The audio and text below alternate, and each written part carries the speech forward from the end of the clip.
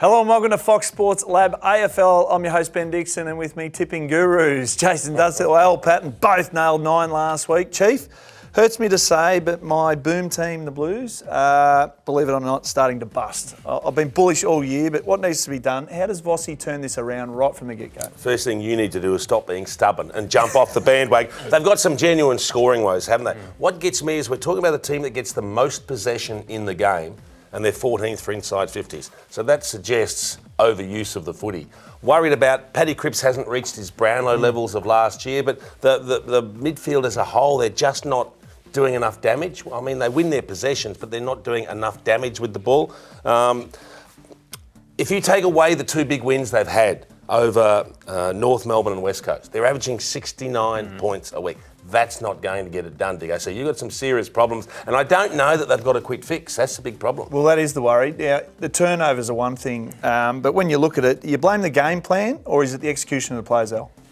Yeah, I mean, the numbers, like as Jason alluded to, the midfield, the numbers are still there. They're getting their hands on the footy, but in their past 20 games, they've scored over 100 points 3 times, and 2 of those were against the Eagles and once was against North. So there's clearly something not quite working with that forward line. When you've got the 2 big guns down there, they should be kicking plenty of scores. If you look at their record this year against teams outside the top 8, they're 4 wins and a draw against the Tigers in round 1. Against top 8 sides, they're 0-3. So they need to claim a scalp. And the big talking point this week, Chief, was Adam Chera said, it's not a fail if we don't make finals. It's all about our effort. But they've got a tough 5 games. Do you see? Yep. Do you have them in the 8?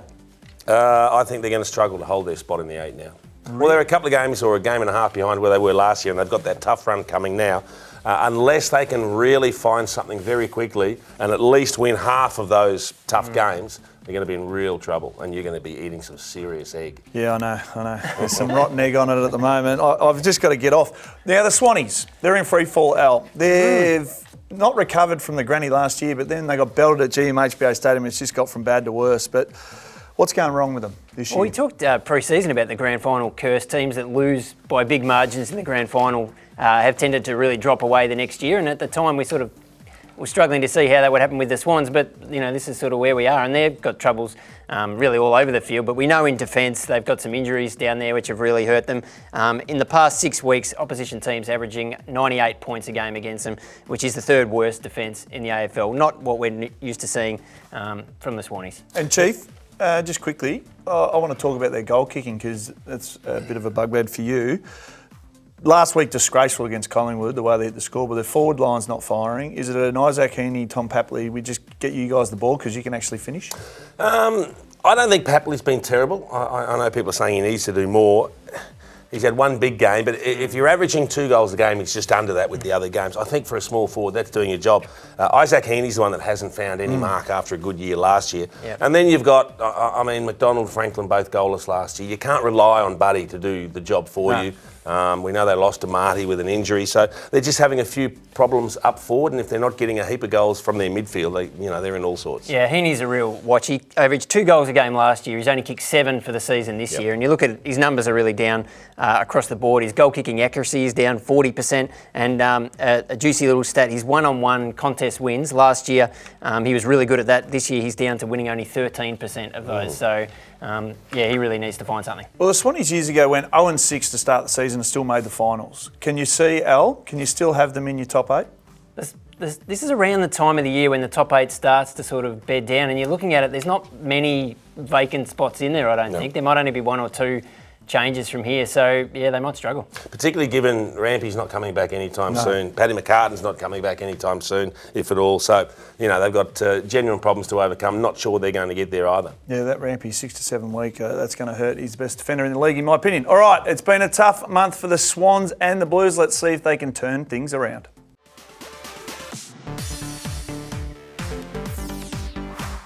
We have the 2020 Grand Final rematch at the MCG on Friday night. Chief, the loss of Paddy Dangerfield, he's blown a hamstring. Is it going to have any impact against the Tigers? Well, he missed 7 games last year and they won 6 of them. So track record suggests not. I think they've got themselves... They're an amazing team, the Cats. I mean, after 3 rounds, a lot of the critics thought they were gone. They thought it was all over. I was hoping they were gone, but unfortunately, remember I bought some of their stock. So it's going very, very well.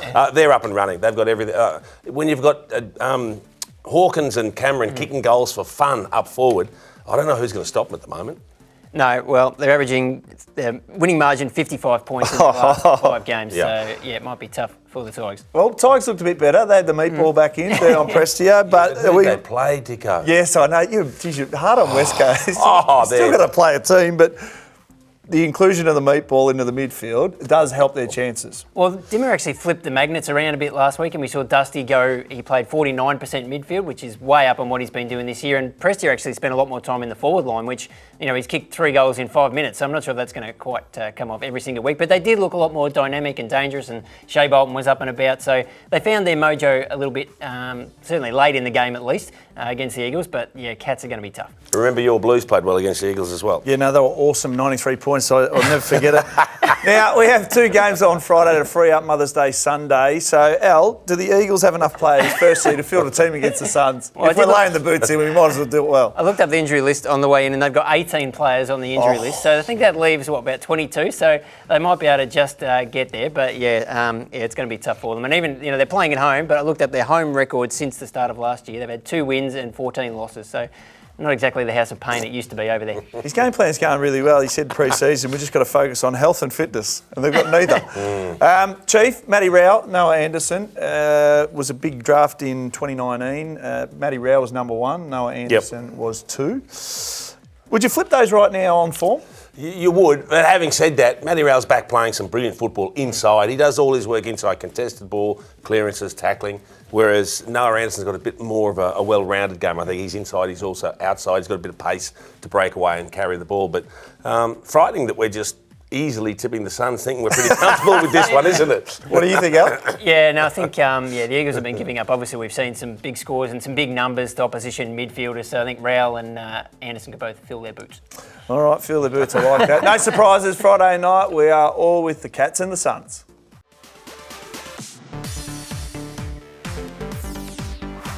Chief, your Lions are on fire. They've won 5 in a row, so there's no doubt about their form. Now, they've got the Bombers on Saturday night. Are they peaking too early, or are they just in cruise mode, and this is where you thought the Lions would be? Peaking too early. 3 weeks in, people are potting them, saying they're done, they're not going to make the finals. Now they're peaking too early, 5 weeks later. Oh, it's extraordinary stuff, isn't it? They've got a great spread up forward. That's what's getting the job done for Brisbane, so you don't have to worry about one player being shut down. Others will pick up the slack. Averaging nearly 120 points over the last 5 weeks of the season. They are flying. So, but having said that, the Bombers have been one of the surprise packs of the year. Yeah, the Bombers have been better, but they've had a few injuries down back. Jordan Ridley's not going to play this week, so given that Lions attack, it's going to make it tough. Now, Blues, Bulldogs, dare I say it, the Blues, this is a battle of the skippers, isn't it, when you look at it? Like Cripper or Bont, who are you going to side with, Al?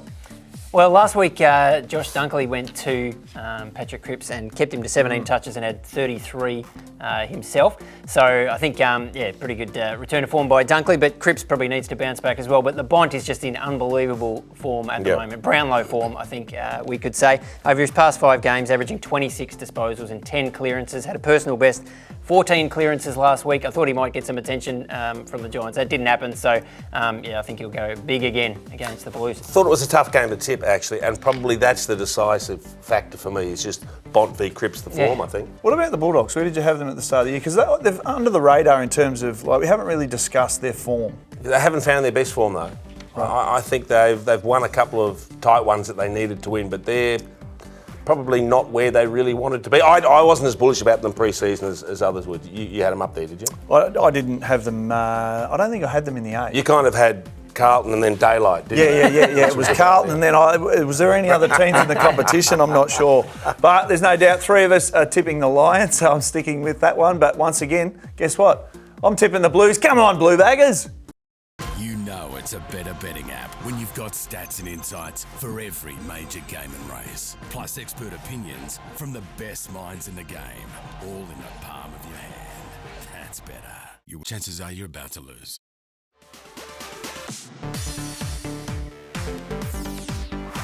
We've talked up the Saints and the Crows this year. They meet on Sunday, Adelaide Oval. Chief, the the attacking Crows, we said earlier in the season, they could pretty much be undefeated, the form they've carried through the season so far, but they're Saints' defence, right? So how do you see this one playing out? It's a good attack coming up against a good defence, but I think if the Crows get enough midfield dominance, and I love the fact that Rochelli's starting to play big time in the middle, because he's a quality player, class player, uses the ball well. We know Dawson's move in the midfield's been a great success, so if they can get on top in the midfield and get the home crowd involved, I do like Adelaide in this one.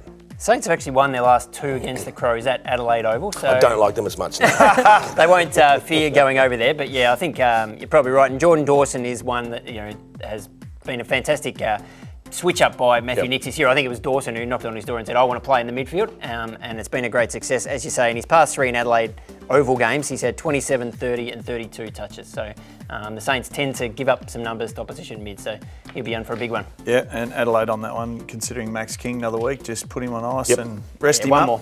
All right, the Giants come to the MCG for the first time this year. Unfortunately, they come up against the Magpies. Al, surely you don't give them any sniff or opportunity here. Well, the Giants have actually won 4 of their last 5 against Collingwood, which did surprise me a little bit. But I don't know that I can quite go as far as tipping them this weekend. But I think Nick Dacos will be looking forward to maybe having a little bit of a more relaxing free run this week after copping some pretty heavy attention the last couple. I don't think the Giants really tag, so he could get off the chain.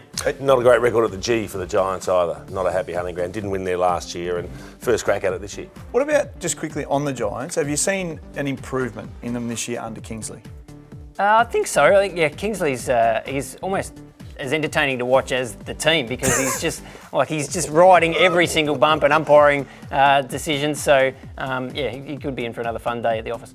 All right, well, we're all with the Magpies, and the 3 of us think the Crows will get it done against the Saints.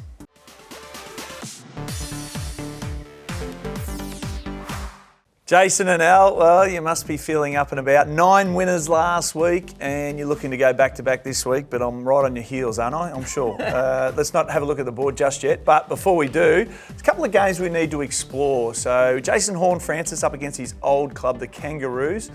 The AFL, well, they've scheduled this beautifully in Hobart, so there's limited booing for the young man, Chief. It's an interesting game, though, isn't it? Coming up against his old team, which didn't leave on great terms. Just before we get into it, can I just say at least we're a chance of going back-to-back because our tips are slightly different to Dicko's. So I know we're still alive for the 9 this week. I've got no problem with the North fans booing Jason Horne-Francis. Absolutely no problem whatsoever.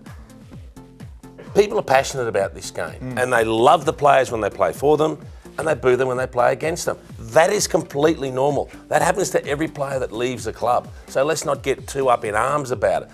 I worry when other clubs start booing just for the sake of booing, but certainly when you play against your old club, there is nothing wrong with being booed. As long as it's done in the right way, I've got no problem with that. You think he's handled it well? Well, he's playing well this year, Horne-Francis, so I guess that's all he can really come out and do. It'd be interesting to see what the reception is like in Hobart. But his numbers aren't hugely different from last year. A couple of extra touches a game, but where he's really sort of stepping up is in the clearances. He's clearly Port's number 1 clearance player and clearly their number 1 centre clearance player. So he's having an impact over there. But the other stat that jumps out for him is he's also given away the most free kicks of any player in the comp. So that might be something that the North players try and get out of him.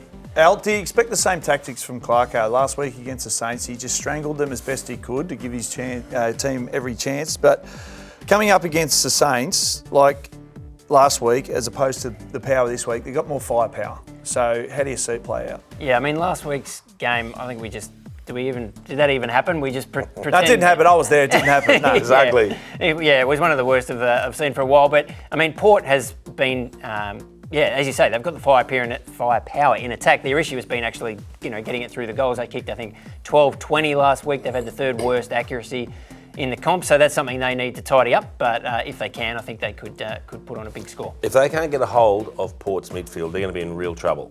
North. Yeah. I mean, if Rosie and Butters and Horne-Francis and Wines, who's been a little bit down, I think, for a few weeks, if they can't control this Port midfield, it could really get away from them quickly. And Butter, just on Zach Butters, sneaking under the radar maybe a little bit. He's had 5 games in a row over 25 touches. So he's going pretty well. All right, Chief, the Hawks face the Demons MCG on Saturday. You're doing this one because you're still after that number 1 draft pick. All right, are they a chance to beat the line at least? Because we know they're up against a powerhouse, but 40.5 minus. It's going to be an interesting one, isn't it? That's a decent line. They're doing really well from clearances, Hawthorn, but they're not transferring that into scores. So scores from clearances become a really important statistic, and unfortunately, they're winning the ball. They've got some great inside players. John Newcomb, we know how good he is, and they're really good around the stoppages, but they've got to find a way to transfer that into scores. It's going to help having Mitch Lewis back. How good was he first week back? You know, the more games he gets under his belt, he's going to be better, but they're coming up against a pretty good team, so it's hard to make a strong case for them. Yeah, you mentioned John Newcomb. He's had 3 games in a row over 25 touches, so he's really found some form in the midfield there. But he's coming up against the likes of Petrarca, Oliver. Here's a stat for Clayton Oliver. He's had 28 or more touches in his last 25 Saturday games, and he's averaging 33 this year, career high. All right, now you blokes have been into me all year about Carlton. The Dockers beating the Swans. SCG, do you give them a hope to beating the Swans? You have to. You have to. You just said the form of the Swans has been horrible. Yes. How's Freo going? Yeah, well, I mean, they can play okay. So this one was always a tough one to tip too. It is. They're both going average, aren't they? So You were going to say something else. No. I'm just... Freo will get a little bit of confidence at least from a good win over Hawthorn. So maybe that will help them turn the corner. But again, some of these games, it's just home ground advantage for me. Yeah, Dockers have lost their past 6 in New South Wales, so they don't like going up there. And Jake Lloyd, talking of players who are getting 25 touches, he's had 25 or more in his last 7 games against Freo. So he's having a pretty good year as well. All right, well, I'm going with the Swans there, so I was just winding you blokes up. All right, let's have a look at the full round of tips. And Al, no surprise here, mate. You're well in front. You're playing it safe this weekend. Would you get off the fence, your letterbox, and cause an upset or here? Jason, you're going with the same tips as well, so you're just sticking with that. Any chance of going any different? Mate, I just put my tips in. That's all I do. All I know is I'm not coming last. Okay. Well, I'm going with the Blues, so I'm expecting them to turn around on Saturday night. That's our show for Mother's Day weekend. Al, Jace, outstanding work from you guys. Make sure you subscribe below and follow us on socials, and we'll be back next week for Fox Sports Lab AFL. You know it's a better betting app when you've got stats and insights for every major game and race. Plus expert opinions from the best minds in the game, all in the palm of your hand. That's better. Your chances are you're about to lose.